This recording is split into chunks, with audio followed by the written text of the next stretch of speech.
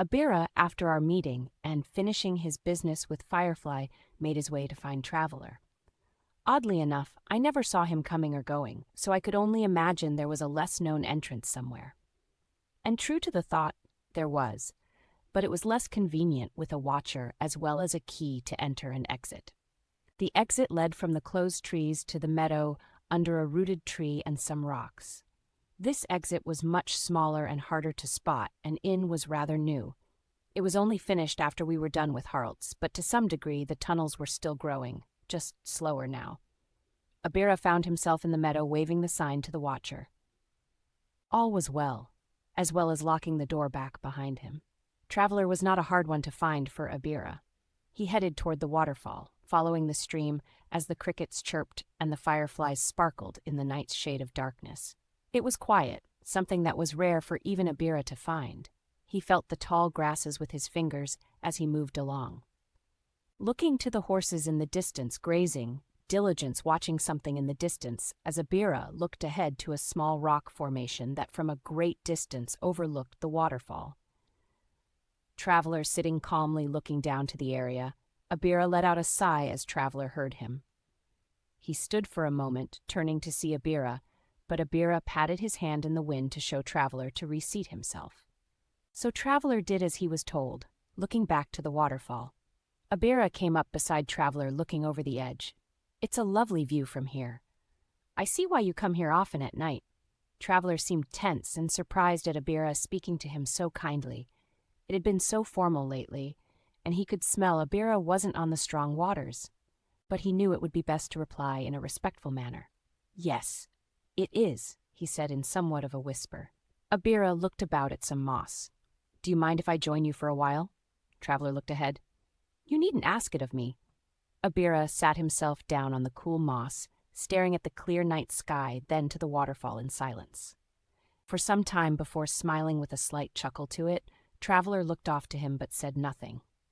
Abira kept his eyes on the waterfall. "You know, this reminds me of that time when we were boys, when Father visits Moongazer's tribe, but you probably don't remember it."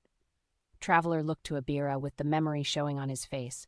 How could one forget that day? Abira chuckled again. "Yes, well, it was my idea after all." Traveler almost looked shocked.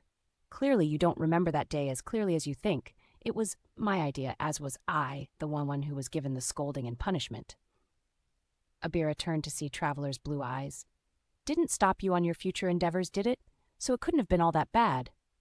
Spoke again. Traveler stood for a moment.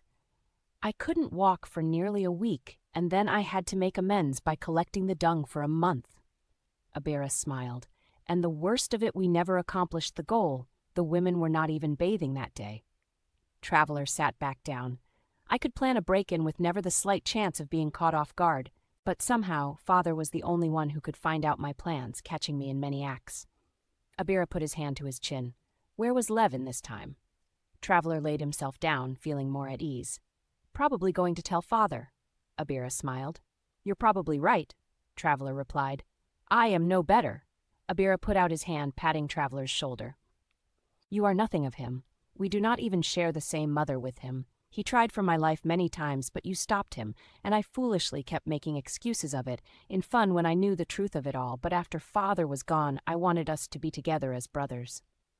Traveler let out a sigh. "But I still betrayed you, and the kingdom." Abira looked to Traveler. "Remember what we would say when we were cubs, when we wanted the truth?" Traveler nodded. "Eyes to eyes." He turned looking into Abira's eyes, his green to his blues, as Abira spoke. "Eyes to eyes, tell me, did you really think you wanted to kill Colt?" Traveler breathed out but never glanced away. "No." Abira looked to him still. "Then what were you doing?" Traveler's eyes were soft. I wanted to give him reason to finish me off. I knew he could, and if he couldn't, you could." Abira's face was full of questions. "Why?" Traveler breathed heavily. "The pains of living this way is always on my shoulders, but when a sadness comes, it's different. It lingers, never fading. I am filled with sorrows of a lifetime, finding Father, his body like mine. Well, seeing him as nothing more than a rubble of rusted metal, he had many years left as a man. If it wasn't for me, we could have known more brothers, more sisters. Perhaps if the stress of it all being king too soon wasn't so great, more children would have lived with you and your wife. Abira looked away a moment. So that was it, then. I believe your words. You know the real truth, even with all your qualms. I always believed, Father, had you chosen to be the next king, you were the eldest, and for all your doings you had the great makings of a leader. I, on the other hand, well, Traveler interrupted. You are a great king, you grew into it nicely. Father showed little fury to you like to me. Abira smiled, perhaps because I never got into the childhood mischief you did. I cannot lie, it would have been nice to have my chance at king, though I believe I would have muddied the gene pool with much confusion in my young escapades. But it was a nice thing to be by your side watching you grow into a man. Abira smiled. You most definitely would have, at least being a lion seems to have straightened you up a bit on that. Traveler sighed. Yes, it has had its benefits, but the lessons I learned was from watching you and your queen. Abira looked to the stars, holding in tears. I still miss you so greatly. She was so lovely even at the end. Traveler nodded. She was very kind to me. We were very much friends. Her death was one of my largest sorrows. Abira looked back to Traveler. How long has it been this way between us that I have treated you so? May I ask your forgiveness in my ways of thinking?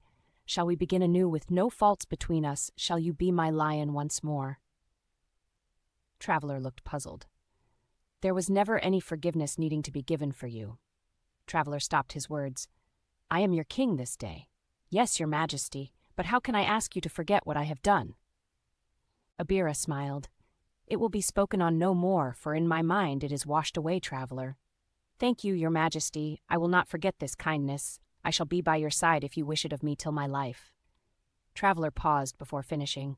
As a lion ends. Abira took his back outing on Traveler's side as they both looked to the sky. So let it be so. Do you still seek death in thought? Traveler slightly sighed. No, your majesty. There's something I wish to speak with you on, if I may.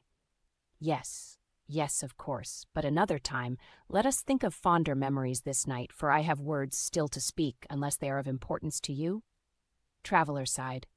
No, nothing of great importance. Another time, then. And the night moved on with other stories of a childhood past and things to come on in the morning.